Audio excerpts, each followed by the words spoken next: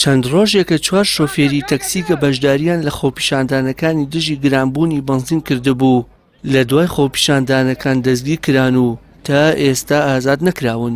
پاساوی ئەوە هێنراوەتەوە بۆ دەستگیرکردنیان کە هێرشیان کردو لەسەر ئەفسەرێکی پێشمەرگە لە کاتێکدا بەپێی گرتە ڤیدۆیەکان ئەو ئەفسەرش بە هەمان شێوە هێرشی کردووە لەسەر شۆفێران.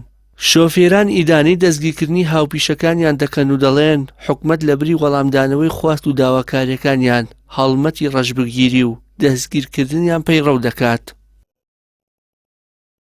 ئەمانش کە خۆپیشاندانەکەن خۆ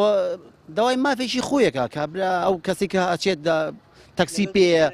ناوەڵڵا بۆچی کابرا خۆ جوێنی بە حکومەت دەداوە ڕیا بڵین شتێکی ناشرین بە حکومەت نەکردووایە شتێکی خراپی نەکرد داوای مافی خۆتەکەی ما داوای مافی خۆشی لە کیە گەڵای من باوەڕ ناکەم داوای کەسێکە بێ داوای مافی لێ بکەیت چەند کۆمپانیاگە من حەز دەکەم ئەو کەسێک کە خۆی بە بەرپرسی وڵاتە ئازانێ بچۆ لەگەڵ ئەو کەسە قسە بکە. تا ئێستا سندیکای شۆفێران هیچ ڕاگەیەندراوێکی یاخود پشگیری و هەڵوێست وەرگرتنێکی بەهۆی دەستگیرکردنی ئەو شۆفێرانەوە ڕانەگەیاندووە. لە بەرامبەردا ئەندامێکی ئەنجومەنی پارێزگای سلێمانی نیگەرانە لە ڕووداوەکە و دەڵێت سەرەڕای نایاساییبوونی دەستگیرکردنەکە بەڵام دەبوو لە بری هێزەکانی ئاسایش پیاوانی پۆلیس بە ئەرکی دەستگیرکردنی ئەو شۆفێرانە هەڵبستانایە. لای هەموو لا ئاگاشکرایە کە شۆفێرانی تەکسی ماوەیەکی زۆرە تقریبا 9 ساڵێک دەچێت کە چەند داواکاریەکیان هەیە لەو داواکاریانە هەرزانکردنی نرخی بەنزینە و بابەتی دووە میشانەوەیە کە داوا دەکەن ژمارەی ئەو بەنزیخانانەی کە لە 2 بەنزیخانەوە بکرێ بە 4 بەنزیخانە بۆ بابەتە ئەوانە سەردانی چەندین سەردانی پارێزگار و ئەنجومەنی پارێزگا و لیژنەی وزە و بەڕێوەبەراتی نەوت و کانزاکان و تەواوی ڕێکارە یاسایی و مەدەنەکانیان گرتوۆتە بەر بەڵام ئەوەی کە جێگەی داخەتاوە ئێستا گوێیان پێ نادرێ و گوێیان لێ ناگیرێ بۆیە ئێمە داوامان کردووە لە ئاسایشی سلێمانی ئەم بابەتە داوامان لە بەڕێزیان کردووە کە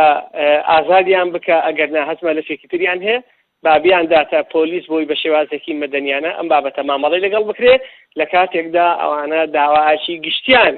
ئاراستەی خەڵکی کوردستان و دام و دەستگاکان کردووە و ئەوانە خەڵکی کاسبکارن و خەڵکێکن خەڵکی هەژارن و بەداخەوە کە لە کوردستاندا خەڵک ڕژێمی دیکتاتۆری لەنابرد بۆی خەڵک بتوانێت بە ئازادی پەیامەکانی خۆی بگێنێ.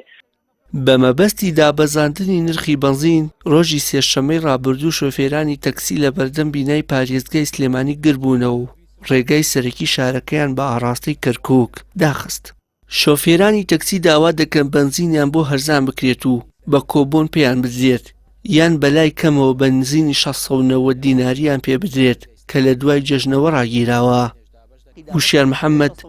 کەناڵی ئاسمانی پەیام سلێمانی.